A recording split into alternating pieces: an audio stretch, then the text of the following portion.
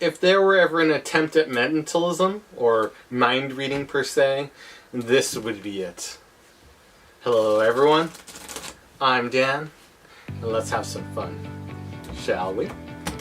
Cards are shuffled and mixed up in the usual manner, and we can even hand it out to spectators so they can mix it up, so they can see that it's a fully mixed up pack of cards. We have 2 cards that are peaked, so let's say a spectator tells me to stop, and they say stop right here. That is the first card that will be memorized, and the second spectator can go across like this, or actually just tell me when to stop. In this case, we'll just change up a bit. They tell me to stop whenever, look further, look back, right there, yeah, okay. And they can peek this one as well. Okay, and we'll leave this right here. We're also going to use one more card, but this will come into play later. I don't know if this is either of your cards. The 6 of clubs? No? Okay, perfect. We'll use this in just a bit. So for right now, and my hands are away from the pack, I'm going to use some mind reading. I'll start with the first person I selected.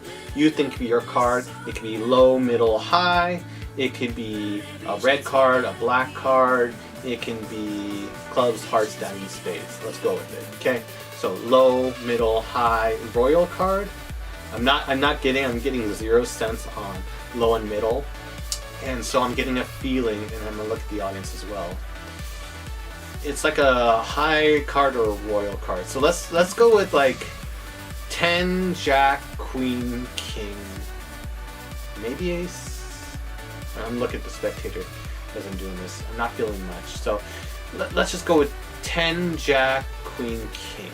10, look at them. 10, Jack, Queen, King, Queen, King. I feel like I'm so close. I feel like I feel like it could be a king, but I'm not sure. I feel like it could be red, it could be black. So I'm getting more of a darker contrast. Oh, it is a black card? Oh, okay, 50-50 chance. Here, and I can't fully say what it is. I feel like it could be like the King of Spades. I want to say King of Spades, but something's telling me King of Clubs around there. I'm not sure. And as for you, sir, which 6 of diamonds did you choose, best friend? And that usually gets a crazy reaction. Here's the fun part. That was a little bit of mind reading, a little bit of weird mind reading. And what we're going to do now is, so there was first the deep level like peeling an onion of mentalism, but I want to raise it on up with some danger to it for all the guys and gentlemen here. So what's going to happen, and I can't believe we're doing this in close quarters, wow, is I'm going to get this 6 of clubs that we shot out of the pack. I'm going to shoot it up into the air. It's going to do about 20 spins. It's going to arc like a boomerang, come back, and land exactly in the pack between the 6 of diamonds and a king of, I believe, clubs, one-handed. Is everyone ready for this? Check this out. And as I love to say, need to see it to believe it. And they go, yes, I hope you're not Christian. I don't know if I can do this sitting, but I'm going to try it anyways. Check it out.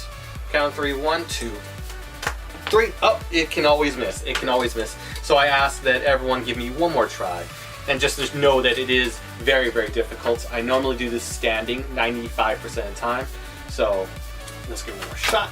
And it lands directly right there. I'm not editing this. I'm doing this in one shot take so you can see all of it. It landed between 2 cards. I'm going to lift up exactly where it's at. No funny business. 6 clubs right there. 2 cards. One is King of Clubs. And the other is that 6 of diamonds.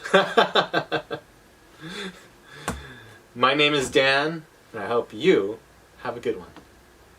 Hello everyone, Dan here. So now time to jump into another classic of my, well, A-class series of effects, my top 15 best effects. Today we'll be covering, or explaining my routine, which is called Mental Boomerang. An effect where 2 cards are mind read, and then you actually shoot a card out spins around, and then lands back in the pack between the 2 cards. A favorite, and there's a performance I'll include in there, so you can see what that looks like. But let's get into it.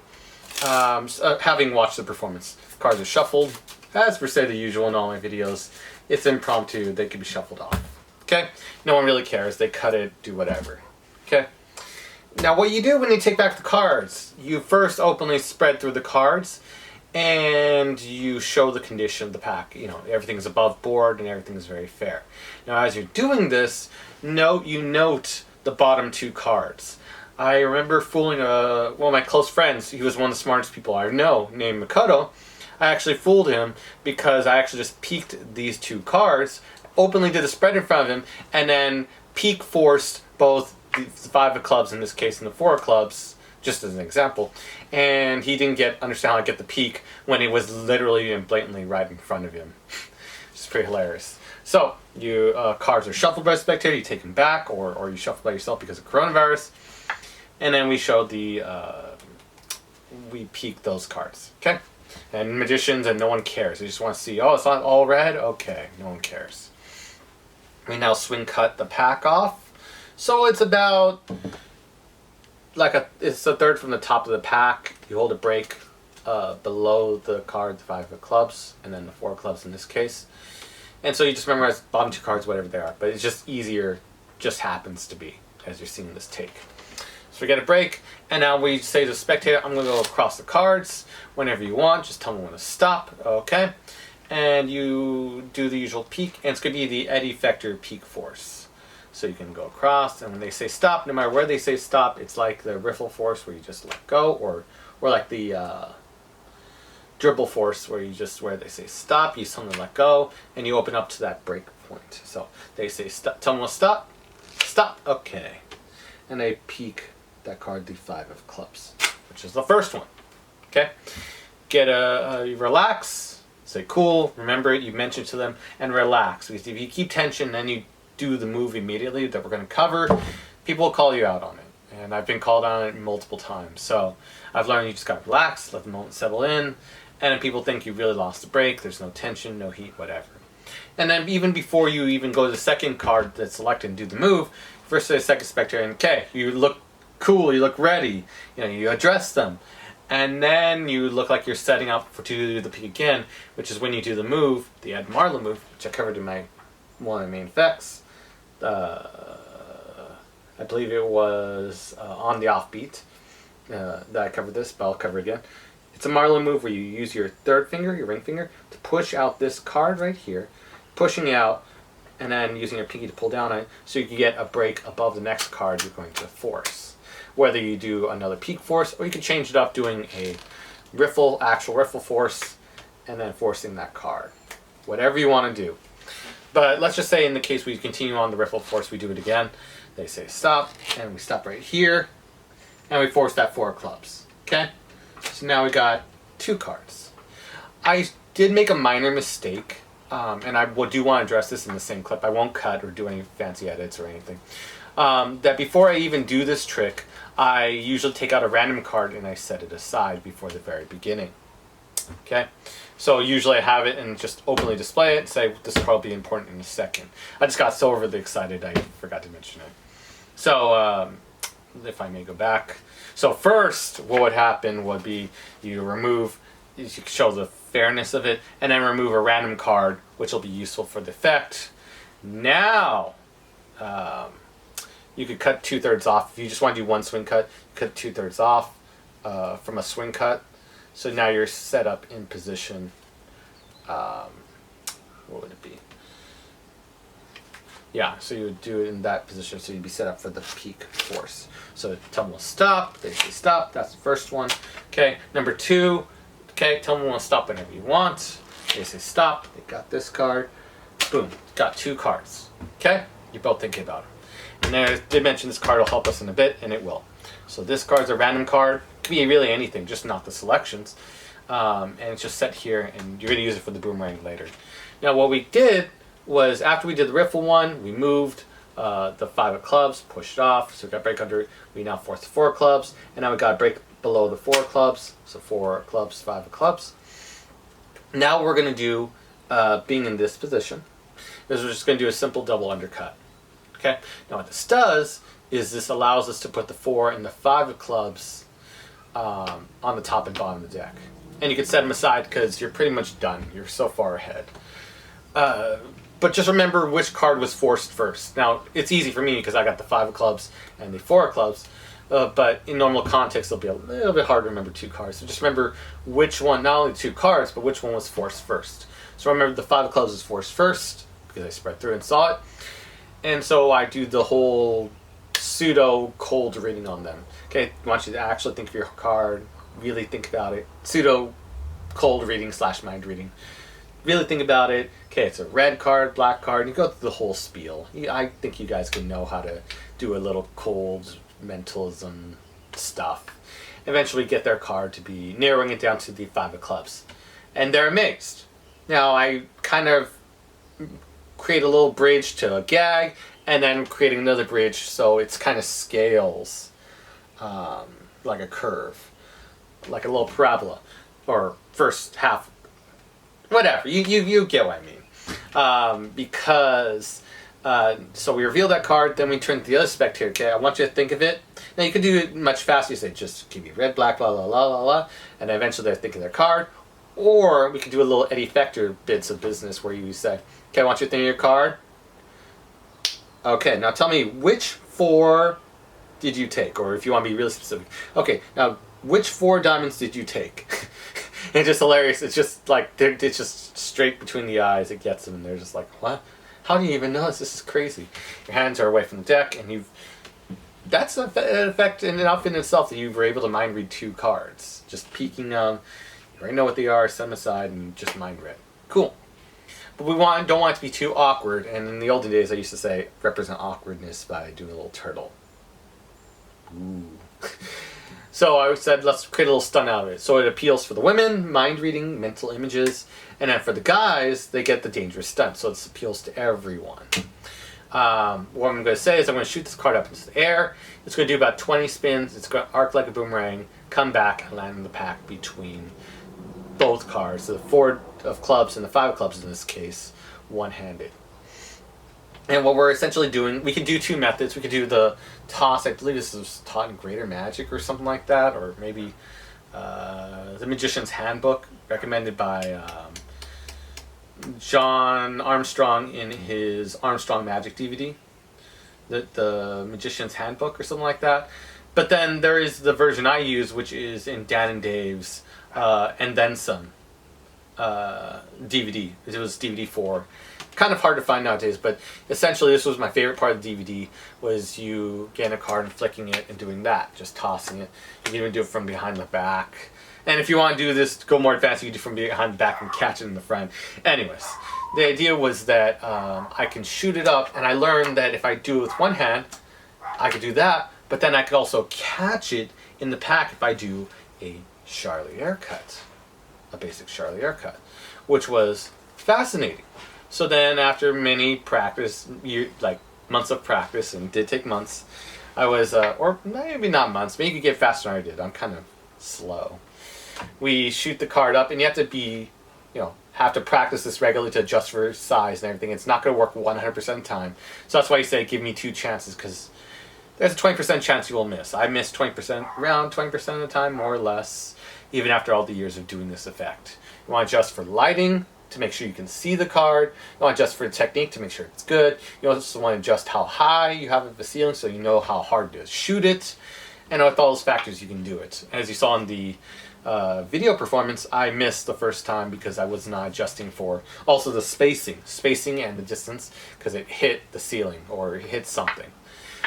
Or it bounced off. I can't remember which, but you have to adjust for all those conditions. So, as in the Dan Dave technique, like this, like you're making okay sign by extending it over, and I'm crediting him for it, and then you put pressure on it, and then just flick it off like you're flicking off a fly. I taught it to my old friends Ariel and Leslie back in the day, and they were able to do a whole card fight over it. It was quite fun. So, practicing that, and then doing the Charlier cut. We should all know what Charlier cut is. But by doing a Charlier cut and combining with the shot, you can actually make that happen, which is quite cool. So, cards are on top and bottom. We built up the suspense, and we say to the spectators, would you believe me if I did this? And most would say, no, it sounds too impossible, especially if you just removed this card and didn't hot shot it out like I did, I believe, in the performance. It sounds more impossible. I'd say, for the gag, need to see it to believe it? And I go, yeah. And I would say, I hope you're not Christian, which is hilarious. Jesus thing. You don't need to see to believe. Whatever. So we shoot it, so we get ready, prepare to shoot it, and we really are focusing on it. I'm looking up because I need to aim it. So I shoot it up and then do the Charlier cut and then catch in the Charlier cut. So I'll do it. See, you can still mess up, especially if you're nervous. So you need to just do it knowing you can fail. Okay? So, and that's what it looked like. I'll do it a couple times. And I acknowledge I only have 80% accuracy, but if you don't mind missing and want something that you can put a little bit of risk on, then try this. There you go, caught it again. And so again, it's just a Charlier cut combined with the practice of shooting this 5 of hearts. Again. And practice catching it. It'll take a little bit, but eventually you'll get it. And again, I'll do a little bit of technique. I'll use a different card this time. 4 diamonds. Okay. Because this one, I'm going to wear out that card because it's humid and it's already going to destroy that card. So again, OK sign. And you want it past the thumb. Again, full credit goes to Dan and Dave for the technique in there, and then some DVD. So watch your DVD. It's an amazing DVD. It's one of my favorites of all time. Actually, bought it again because I gave it away. I was like, no, it's such a good DVD. So you go up like this, and then you put it right there on top of the first angel, and then you have your thumb arching a little bit, forefinger right here, and just practice flicking it. If you can get this, you're good. Or something small to that nature. And the card fell. But just something to that nature, and then you can practice catching it. I don't feel like getting it right now. Practice catching it, and then with the cards top and bottom, you can actually do Charlier cuts. Still miss. One more. Jack of spades. You practice catching it, and then there you go. You caught it inside the pack. Now, in the case that, let me go back to here. Okay. Now, in the case you do miss, here's what happens. So let's say I miss and it goes off. I can catch it or pick it up. You finish off the Charlier cut, but remember to hold a break there if you miss. If you completely miss, you still have a chance to catch it with your pinky. And you say, oh, you picked the card. I'm so sorry. Can you hold on to this for a second? Yeah, it happened. I'm so sorry that I messed up. And at this point, if the card's on the floor, you can actually quickly do a quick cut to the top. You can do a double undercut. You can do a pass. It has to be face down. It can't be a turnover pass because you'd be flashing the selection in that case. But just like a quick Himber pass or what? I believe it's Himber pass. I don't know. Whatever. Just do a pass. So if you want, so you can control these cards back to where they were. And then just like, give me another chance. Now you know how difficult it is. Sometimes people are actually more impressed because you missed, because now they realize it's impossible. You never can determine it with your audiences, but what can you do? And if it's on the table, you can take advantage of it by showing these 2 cards very fairly. Square the rest of the deck up, set it aside, hands clean, and then removing that jack, set on top, and then doing this style of presentation. Anyways, that is the mental boomerang with 2 selections, landing between. It's one of my favorites. It gets huge audience interaction, byplay. Everyone loves it. I hope you enjoy it, and look forward to talking with our next effect.